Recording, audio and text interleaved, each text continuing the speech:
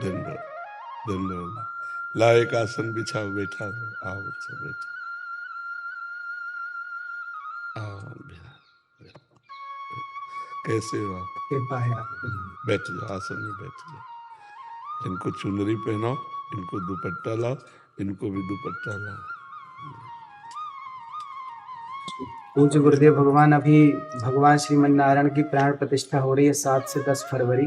अच्छा, गौरी गोपाल में। श्री चरणों में। कौन से ठाकुर विराजमान? भगवान श्रीमन नारायण, भगवान श्री सीताराम चंद्र। अच्छा,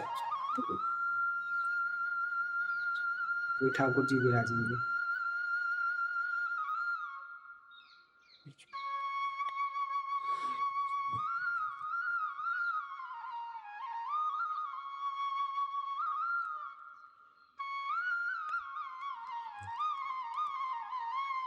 ये हमारे लिए लाए? जी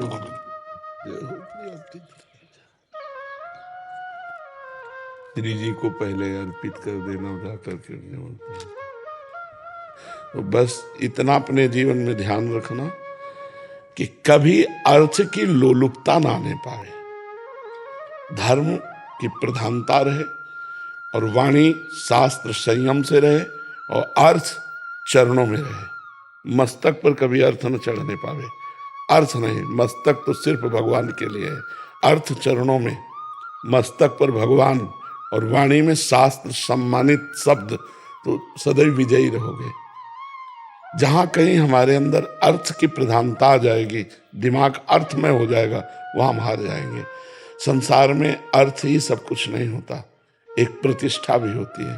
तो आप अपने पीछे भी जैसे आए थे तो आपको यही कहा था कि बहुत सावधान, क्योंकि अगर 100 लोग आपको प्रणाम करने वाले हैं तो 5 आपको गिराने वाले भी हैं। उन 5 के सामर्थ्य आप तक ना पहुंच पाए, इसलिए अर्थ प्रधानता मत रखना, सदैव धर्म का आश्रय रखना और वाणी से शास्त्र सम्मत, जो शास्त्र सम्मत नहीं थे, जैसे हमसे कोई पूछा तो कहते थे हमको ज्ञान नहीं, हमने संतों से सुना है, जो शास्त्र से पढ़ा है वो हम आपको बता देते, जो नहीं पढ़ा हमें नहीं ज्ञान, बस भगवत प्राप्ति की चर्चा कीजिए। जैसे कोई प्रश्न करता है तो ऐसे जरूरी नहीं कि हर प्रश्न का उत्तर हम दे दें।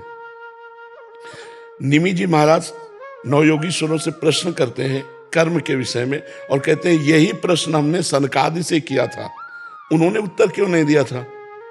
तब निमि जी को नवयोगीश्वर में योगीश्वर बोलते हैं, उस समय आपकी बाल्यावस्था थी, आप अनाधिकारी थे, इसलिए सनकादि ने आपको उत्तर नहीं दिया। तो जरूरी नहीं कि अनाधिकारी को उत्तर दिया जाए, अगर अनाधिकारी अनाधिकारी है तो मौन, हम असमर्थ हैं आपके प्रश्न के उत्तर। दूसरा प्रश्न कीजिए, कहीं भी निमंत्रण हो, कहीं भी आपको बुलावा हो, पहले देखो कि मुझे यहाँ जाने से धर्म प्रतिष्ठा इस पे आँच तो नहीं आएगी।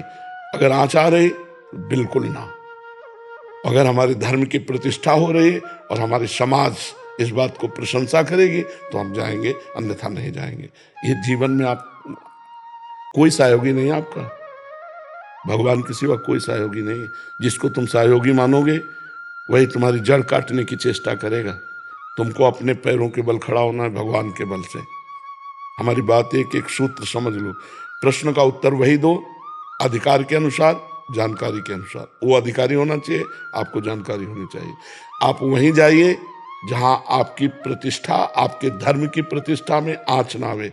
अर्थ उतना भावना कीजिए जितने से सेवा सामग्री सब सुरक्षित चलती रहे, वो भगवान देते रहते हैं, उसके लिए ऐसे करने की जरूरत नहीं।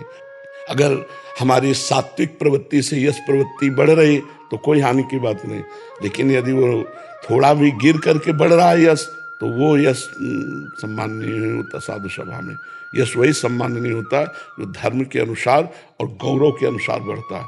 तो आप गौरववान बनिए और धर्मनिष्ठ बनिए, जो आपके जीवन को आगे और प्रकाशित करे। कोई सहयोगी नहीं, पहला शब्द याद कर लो, जिसे तुम सहयोगी समझ रहे हो वही तुम्हें नीचा दिखाने की कोशिश करेगा।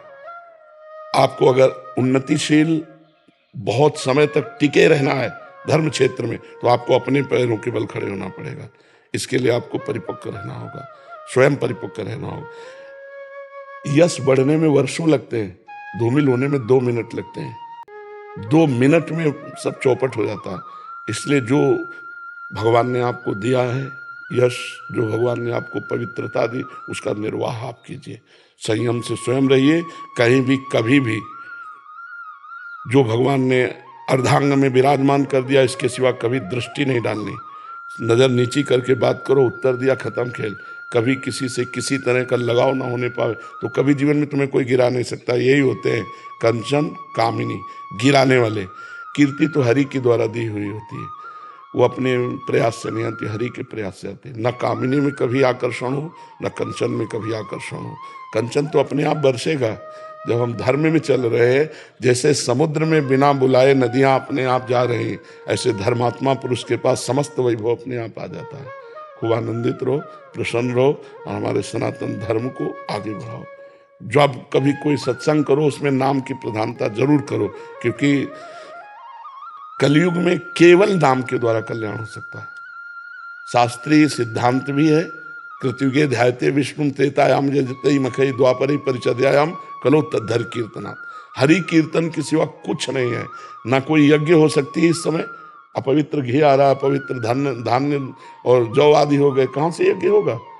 त्रिकाल संध्या करने वाले कौन है? कोई बिरला ही कोई होंगे जो त्रिकाल संध्या करे। ध्यान, मन इतना चंचल, ध्यान कैसे लग सकता है? पूजा, इतनी वासनाएं बढ़ी हुई हैं कि उपासना कैसे बन रही? तो एक ही रह गया है, नाम जप, नाम कीर्तन, गुण कीर्तन, श्रवण, बस इसी के द्वारा भगवत प्राप्ति हो जाएगी।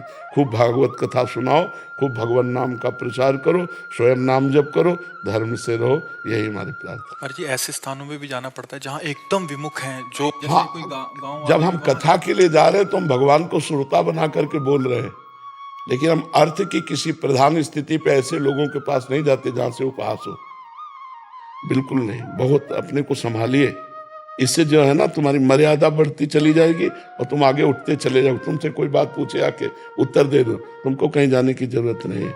उसे अर्थ की व्यवस्था की मत सोचो कि इतनी माताएं, इनकी व्यवस्था भगवान देने वाला है, वो घर बैठे सबका पोषण करता है, सबका पोषण हो रहा है। कभी किसी से ऐसे नहीं, देनहार कोई और है, देत रहे दिन रात। बिल्कुल, ये थोड़ा सा सुधारो। हम अपने घर की बात कर रहे हैं, ये लोग पवित्र यश कीर्ति में धूल फेंकने वाले लोग हैं, अर्थ को ठोकर मारो। तभी का अर्थ को रखो चरणों में और भगवान को रखो दिमाग में। निर्वैर हमारा जीवन होना चाहिए। तो ये बहुत बड़ी क्षमता है और बहुत बड़ा यश है, दोनों को संभाल लो। अब ऐसी जगह मत जाना जहाँ जाने से थोड़ा भी कोई विक्षेप करे, थोड़ा भी कोई तुम्हारे ऊपर उंगली उठावे।